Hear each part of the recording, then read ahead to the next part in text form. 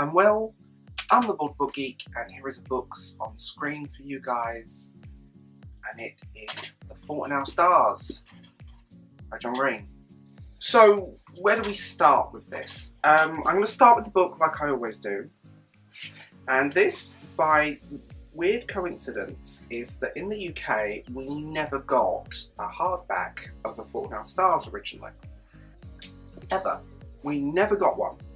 And my copy was an e-copy I had on my Kindle. Someone was in a second-hand bookstore in London and they found the American hardback first edition for £1.20. I couldn't get over that, and that was a lovely gift. We all know it's written by John Green. I think that's one of those things we can safely all say. It's written by John Green. We all know who John Green is. And oddly, it's one of those books that's probably on the list of books that is responsible for the birth of booktube. Although booktube had been around for a long time before, this is probably one of the first books that really got a lot of people inspired to join. It is YA literature, and as you can see, I do not hate YA, contrary to what everybody else thinks. This book is the cancer book, to be blunt about it. This is the funny thing, it does get labelled that.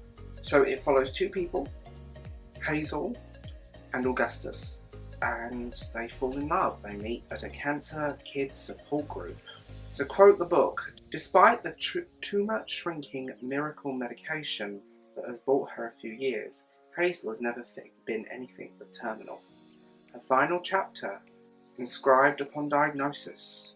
It's a heartbreaking book. It's about first love, that sensation of being in love for the first time, and two people brought together by horrendous situation. And this is going to be quite spoiler heavy, but I think we all know the ending by now. The writing style is simple, it's easy, it's YA. If you're probably an older reader, you can burst through this in a weekend, a day. I read this through. The writing style is quite simple. It's a first-person narrative, but it's horrendously painful to read at the end. That ending is gut-wrenching. The story follows their love life. They go to Amsterdam. They go to Amsterdam. They do firsts together. They have sex for the first time, and it is this genuinely gut-wrenching and thought-provoking work. I think, to be honest, I think this book stands time. It's a singular moment of young people that are faced with horrible situations that young people are faced with every day. And having lost a best friend to cancer, I can tell you how accurate this book is. It's almost frightening. So obviously, with it being a #1 bestseller, the film happened.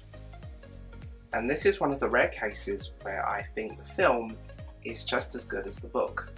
The pacing is slightly changed. Things happen slightly faster in the film, but you've got less time with the characters. And that's true of everything. The pacing of the book to a screen changes. Certain things are lost in adaptation. The ending, although similar, has a twist to it that's different to the book. You have these dysfunctional characters that, oddly enough, it's the characters without the cancer who are dysfunctional.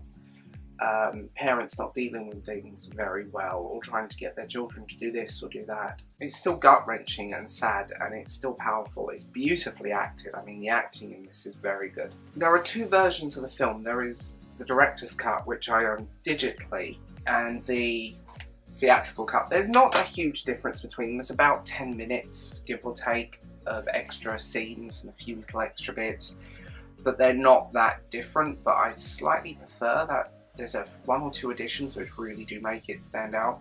I won't lie that I struggle now watching and reading The Fault in Our Stars, but that's just because it's a little bit raw and a little bit close to home, because it really is, and it's watching someone die of cancer is not a nice or good experience. And when you're the powerless onlooker, what the hell do you do?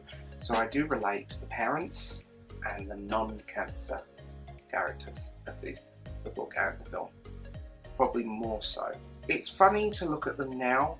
Some of the pop culture of the book especially and the film has dated them, but that's true of everything. Pop culture, computers, technology, video games, it dates things.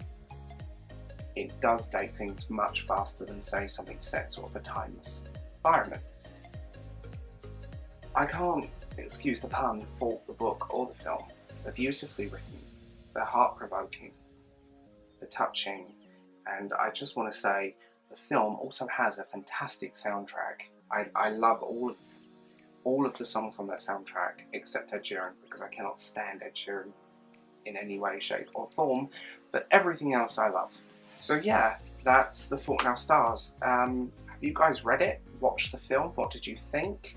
What was your first introduction? Because my first introduction was actually a film, and then I read the book later. So tell me what you think, guys, and I'll talk to you later.